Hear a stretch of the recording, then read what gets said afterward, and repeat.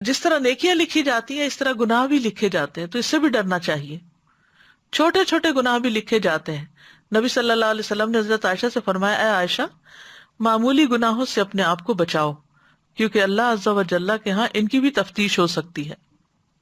پھر آنکھ کی خیانت بھی لکھی جاتی ہے.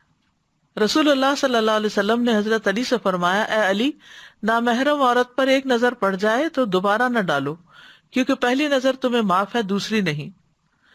پھر رازوں اور سرگوشیوں کا لکھا جانا، یعنی راز اور وسپرنگ جو ہے، یعنی چپ کے جو باتیں کی جاتی ہیں یہ بھی فرشتے سن لیتے ہیں اور وہ بھی لکھ لیتے ہیں.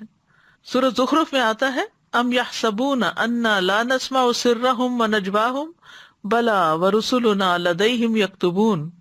یا وہ گمان کرتے ہیں کہ بے شک ہم ان کا راز اور ان کی سرگوشی نہیں سنتے؟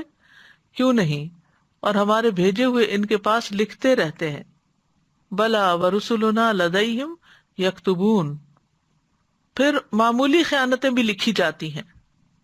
نبی صلی اللہ علیہ وسلم مال غنیمت میں سے ایک جانور کی پیشانی کے بال پکڑتے اور فرماتے، اس میں سے میرا بھی وہی حصہ ہے جو تم میں سے کسی کا ہے، سوائے خمس کے، اور وہ بھی تم پر ہی لوٹا دیا جاتا ہے. لہٰذا دھاگا اور سوئی یا اس سے بھی کم درجے کی چیز ہو تو واپس کر دو، اور خیانت سے بچو، کیونکہ وہ قیامت کے دن خائن کے لیے باعث عار و ندامت ہوگی. پھر اسی طرح مسجد میں گندگی پھیلانا بھی لکھا جاتا ہے.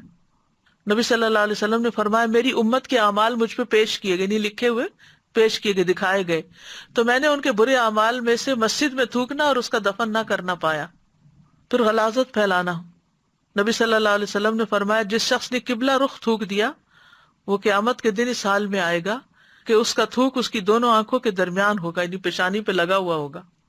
پھر اسی طرح تنہائی میں کیے گئے حرام کام بھی لکھے جاتے ہیں.